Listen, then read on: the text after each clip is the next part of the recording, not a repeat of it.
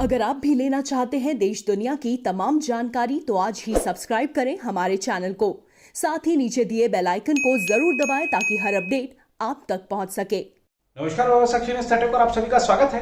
Corona virus नए नए रूप धारण कर लोगों के जीवन के लिए खतरा बना हुआ है और अब ये फेफड़ों की बीमारी नहीं रह गया है, रक्त कोशिकाओं को भी ये नुकसान पहुंचा रहा है। कैसे, ये आपको विस्तार से बताएंगे। साथ ही एक बड़ी चिंता की बात और खड़ी हो गई है, वह यह है कि म्यूकोरमाइकोसिस नाम का एक और रोग पनप गया है।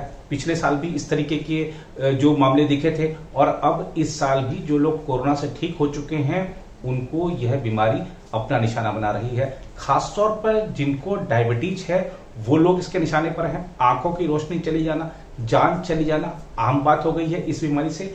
क्या है इस बीमारी के लक्षण, कैसे आप बचें इससे और किनको ज्यादा खतरा है, ये भी आपको विस्तार से बताएंगे। डॉक्टरों का क्या कहना है और खास तौर पे सरकार का क्या कहना है, ये भी आपको बताएंगे। अंत तक जुड़े रहिएगा हमारी इस रिपोर्ट में, क्योंकि बात जान बचाने की है, सतर्कता बनाने की है। इसके साथ ही बात करेंगे महाराष्ट्र की, जिसने कोरोना की तीसरी लहर के लिए तैयारियां शुरू कर दी हैं, क्योंकि कहा जा रहा है कि तीसरी लहर में बच्चों को कोरोना अपना निशाना बना सकता है। तो क्या तैयारी कर रही है महाराष्ट्र सरकार, ये भी आपको बताएंगे। साथ ही बात करेंगे रेलवे की, जिसने ऑक्सीजन एक्सप्रेस से किन किन राज्यों तक कितनी ऑक्सीजन पहुंचाई, ये भी आपको बताएंगे। लेकिन सबसे पहले बात करते हैं इस खतरनाक और जानलेवा वायरस के नए नए हमलों की। कोविड-19 महज फेफड़े की बीमारी नहीं है जैसा कि पहले की अवधारणा थी, बल्कि इससे खतरनाक तरीके से खून का थक्का भी जम सकता है, जिसे तुरंत हटाने की जरूरत होगी ताकि कुछ मामलों में अंगों को बचाया जा सके। यह बात विशेषज्ञों ने कही है। वैश्विक स्तर पर किए गए शोध में बताया गया है कि अस्पताल में भर्ती कोविड-19 के 14 से 28% रोगियों में रक्त का थक्का जमने की बात सामने आई है, जिसे डीप वेन थ्रोम्बोसिस के नाम से जाना जाता है। वहीं 2 से 5% रोगियों में आर्टेरियल थ्रोम्बोसिस का मामला सामने आया। विशेषज्ञों ने बताया कि संक्रमण फेफड़े के साथ रक्त कोशिकाओं से भी जुड़ा हुआ है। दिल्ली के सर गंगाराम अस्पताल के वाहिका और अंतःवाहिका सर्जन डॉक्टर अम्बरीश सात्विक ने कहा, हम औसतन हर हफ्ते इस तरह के 5-6 मामलों को देख रहे हैं। इस हफ्ते प्रतिदिन इस तरह का एक मामला सामने आ रहा है। दक्षिण पश्चिम द्वारका के आकाश हेल्थ केयर में हृदय विभाग के डॉक्टर अम्बरीश कुमार ने कहा कि कोविड-19 के ऐसे रोगियों में रक्त का थक्का जमने का मामला आ रहा है जिन्हें टाइप 2 मधुमेह मिलेटस है। हालांकि निश्चित कारण अभी तक पता नहीं चला है। डीवीटी एक गंभीर स्थिति है जिसमें शरीर के अंदर स्थित नाड़ियों में रक्त का थक्का जम जाता है। आर्टेरियल थ्रोम्बोसिस धमनियों में थक्का जमने से जुड़ा हुआ है। सात्विक ने इस हफ्ते की शुरुआत में ट्वीट कर कोविड-19 का रक्त का थक्का बनने से संबंध की तरफ ध्यान आकर्षित किया था, जिसमें उन्होंने कोविड-19 से पीड़ित एक रोगी के अंग की धमनी में बने रक्त थक्के की तस्वीर पोस्ट की थी। डॉक्टर सात्विक ने 5 मई को कहा, कोविड थक्का कैसा दिखता है? कोविड रक्त थक्का उत्पन्न करता है। कोविड में धमनी में थक्का जमने के कारण दिल का दौरा पड़ने, पक्षाघात या शरीर के अंगों का काम नहीं करना 2 से 5% तक होता है। हमने एक कोविड रोगी के अंग की धमनियों से इन्हें बाहर निकाला। हम उसका अंग बचाने में सफल रहे।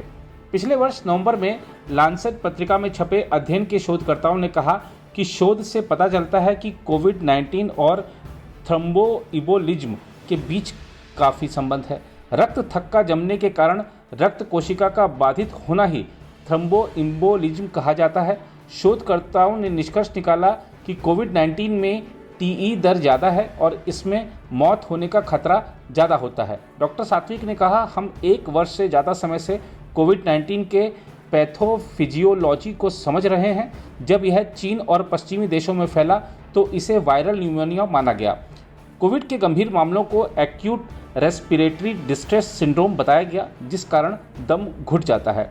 बहरहाल, कोविड रोगियों के लगातार अंत्य परीक्षण और उनके फेफड़ों के विश्लेषण से पता चला कि डॉक्टर जो समझ रहे थे वह सिर्फ ARDS नहीं था। उन्होंने कहा कि उन्हें फेफड़ों की सूक्ष्म नलिकाओं में रक्त के थक्के मिले। फिर यह समझा गया कि कोविड जितना फेफड़े की बीमारी है उतना ही वह रक्त कोशिकाओं की बीमारी भी है।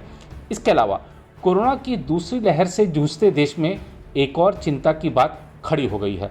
वह यह है कि दिल्ली के सर गंगाराम अस्पताल के डॉक्टरों ने एक बार फिर ठीक हो रहे कोरोना वायरस रोगियों में घातक फंगल संक्रमण म्यूकोरमाइकोसिस के कई मामले दर्ज किए हैं। रिपोर्टों के अनुसार पिछले साल कोविड-19 की वजह से हुए काले फंगल संक्रमण के कारण कई रोगियों की आंखों की रोशनी चली गई थी। गंगाराम अस्पताल में ईएनटी के वरिष्ठ सर्जन का कहना है कि उन्होंने पिछले 2 दिनों में म्यूकोरमाइकोसिस के 6 मरीजों को भर्ती किया है। उन्होंने कहा कि एक बार फिर कोविड-19 संक्रमण की वजह से इस खतरनाक फंगल इन्फेक्शन की बढ़ते मामले देखने को मिल रहे हैं। पिछले साल इस घातक संक्रमण के कारण मृत्यु दर भी बढ़ गई थी और कई रोगियों ने अपनी आंखों की रोशनी खो दी थी। कई रोगियों में नाक और जबड़े की हड्डी को हटाना पड़ा था। विशेषज्ञों के मुताबिक कोरोना वायरस शरीर की प्रतिरक्षा प्रणाली को कमजोर कर देता है, जिसकी वजह से कोविड-19 के रोगियों में यह समस्या देखने को मिल रही है। इसके अलावा डॉक्टरों का कहना है कि कोविड-19 के कई रोगियों को हाई डोज वाली एंटीवायरल और स्टेरॉयड दवाएं देने की वजह से भी रोगियों की प्रतिरक्षा प्रणाली कमजोर हो जाती है। इसके अलावा जो लोग पहले से डायबिटीज से पीड़ित हैं, उनमें स्टेरॉयड ब्लड शुगर के स्तर को प्रभावित कर सकता है। इन्हीं कारणों के चलते ऐसे रोगियों में म्यूकोरमाइकोसिस जैसे फंगल संक्रमण का खतरा बढ़ रहा है। म्यूकोरमाइकोसिस का असर आमतौर पर नाक, आंख, मस्तिष्क और साइनस जैसे क्षेत्रों में देखा जा सकता है। कोविड से ठीक हो रहे रोगियों में अगर ऐसे लक्षण दिखें तो उन्हें सतर्क हो जाना चाहिए। चेहरे और आंखों में सूजन, दर्द और सुन्न महसूस होना, नाक से असामान्य रूप से खून या काला भूरा रंग का पानी आना, पल्मोनरी म्यूकोरमाइकोसिस से पीड़ित लोगों में बुखार, खांसी, सीने में दर्द और सांस की तकलीफ जैसे लक्षण देखे जा सकते हैं। जैसे ही इस तरह के लक्षण महसूस हों तो फौरन डॉक्टर से संपर्क करना चाहिए। समय रहते इलाज शुरू कर दिया जाए तो एंटी फंगल दवाओं से इसे ठीक किया जा सकता है। जिन लोगों में यह स्थिति गंभीर हो जाती है, उनमें प्रभावित डेड टिश्यूज को हटाने के लिए सर्जरी की भी जरूरत पड़ सकती है। ध्यान रहे कि ऐसी समस्या आने पर बिना डॉक्टर की सलाह के कोई दवा न खाएं। इस मुद्दे पर जब आज स्वास्थ्य मंत्रालय की प्रेस कॉन्फ्रेंस के दौरान सवाल किया गया तो आइए दिखाते हैं सरकार की ओर से नीति आयोग के अधिकारी ने क्या कहा। Begin with the narrative that is going in certain circles, which relates to the fungus infection in patients of COVID-19 disease. ये फंगस इन्फेक्शन म्यूकर नाम के फंगस की होती है और फंगस इन्फेक्शन होती है तो उसको हम म्यूकर माइकोसिस कह देते हैं। माइकोसिस का मतलब फंगस की वजह से जो प्रॉब्लम हो।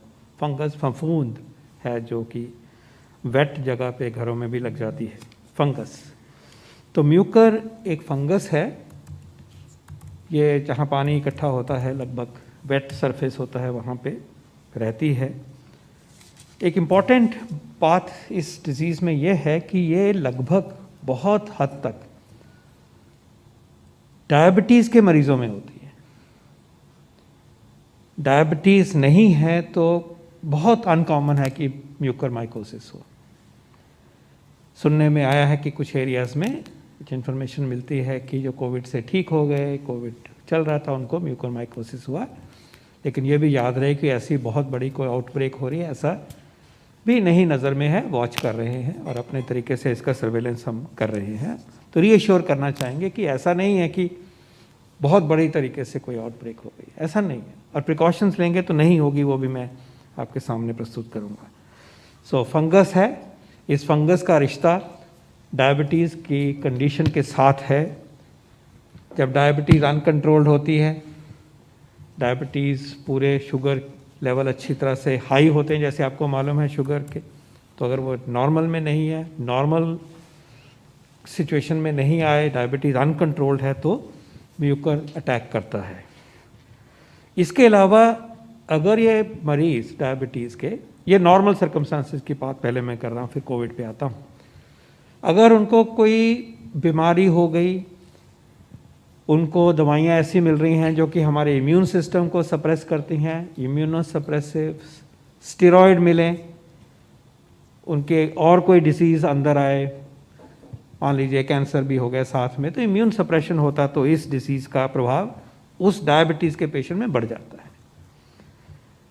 और तीसरी चीज़ ये है कि अगर इन पेशेंट्स में ऐसा एक्सपोजर हो जो वेट सरफेसेस हैं, उनका एक्सपोजर बढ़ता है तो ये और भी थोड़ा चांस बढ़ जाता है, क्योंकि ये फंगस जो है वो वेट सरफेसेस पर रहता है।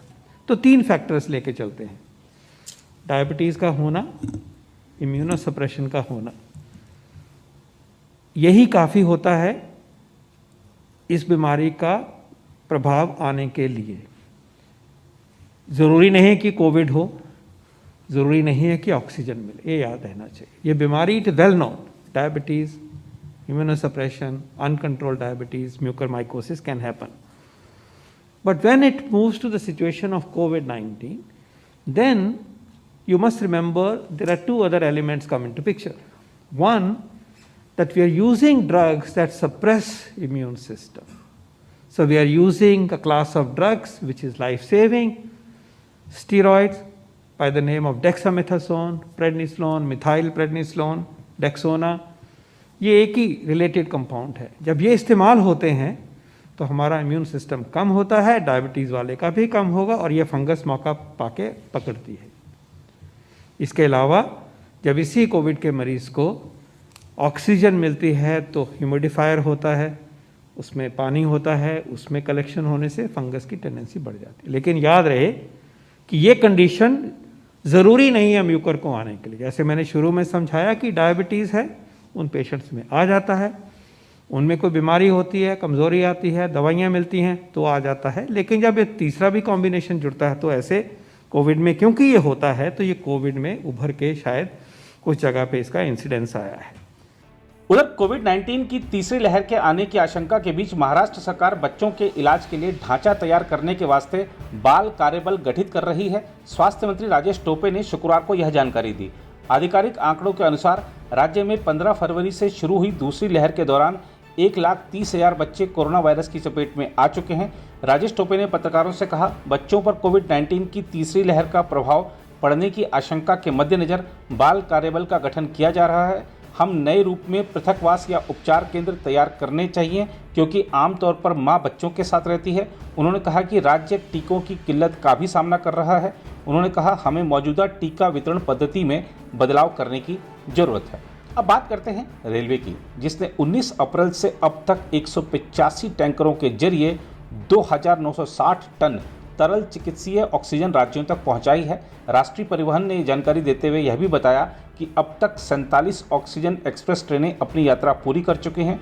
अब तक 174 टन तरल चिकित्सीय ऑक्सीजन महाराष्ट्र पहुंचाई गई है, जबकि 729 टन तरल चिकित्सीय oxygen Uttar Pradesh, 249 ton Madhya Pradesh, 305 ton Haryana, 123 ton Telangana और 1334 टन तरल चिकित्सीय ऑक्सीजन दिल्ली पहुंचाई गई है। रेलवे के अनुसार वर्तमान में 18 टैंकर रास्ते में हैं, जिनके जरिए 260 टन से अधिक तरल चिकित्सीय ऑक्सीजन महाराष्ट्र, हरियाणा और दिल्ली पहुंचने की उम्मीद है।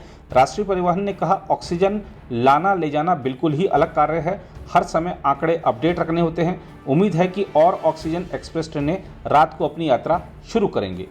अब कोरोना के इस दौर में जहां पर रोजाना नए मामले आ रहे हैं, संक्रमण के नए रिकॉर्ड बन रहे हैं, मृत्यु के नए रिकॉर्ड बन रहे हैं, ऐसे में सबको सावधानी बरतनी चाहिए और किसी भी प्रकार के जो भी आयोजन है उससे बचना चाहिए। लेकिन लोग बचते नहीं है। अभी हाल में हमने देखा कि किस तरह से कुंभ मेला आयोजित किया गया, हालांकि प्रधानमंत्री की पहल पर उसका समय पूर्व समापन कर दिया गया।